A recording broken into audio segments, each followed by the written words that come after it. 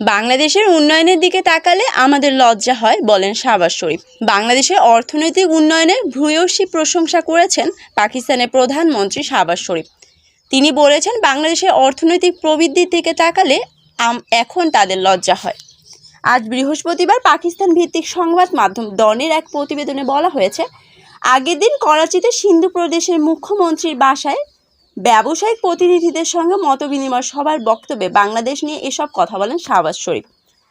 বাংলাদেশের বিকাশমান অর্থনীতি প্রসঙ্গে পাকিস্তানের প্রধানমন্ত্রী শাহবাজ তৎকালীন পূর্ব পাকিস্তানের কথা স্মরণ করেন।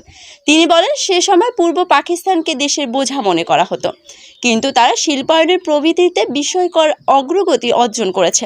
মতবিনিময় সভায় শাহবাজ শরীফ বলেন, আমি তখন খুবই ছোট ছিলাম যখন আমাদেরকে বলা হতো যে এটা আমাদের কাঁধে একটা বোঝা। আজ আপনারা সবাই জানুন সে বোঝা কোথায় পৌঁছেছে, এবং এখন আমরা যখন তাদের দিকে তাকাই তখন আমরা লজ্জাবোধ করি। 1971 সালের 9 মাসের রক্তক্ষয়ী সংগ্রামের মধ্যে দিয়ে স্বাধীন হওয়া বাংলাদেশ এখন অর্থসামাজিক খাতের প্রায় সব সূচককে পাকিস্তান থেকে এগিয়ে নিয়ে গেছে। ডনের প্রতিবেদনে বলা হয়েছে, মতবিনিময় সভায় প্রধানমন্ত্রী শাহবাজের বক্তব্যের পর প্রশ্ন উত্তর পর্ব হয়। সেখানে ব্যবসায়ীরা শাহবাজের নেতৃত্বাধীন সরকারের সাম্প্রতিক পদক্ষেপের প্রশংসা করে বেশ কিছু দাবি জানান। প্রত্যাশিত ফল অর্জনের জন্য বেশ কয়েকটি অর্থনৈতিক নীতি গ্রহণের প্রস্তাব দেন ব্যবসায়ীরা। তারা প্রধানমন্ত্রীর প্রতি ভারতের সঙ্গে বাণিজ্যিক সম্পর্ক গড়ে তোলার আহ্বান জানিয়েছে।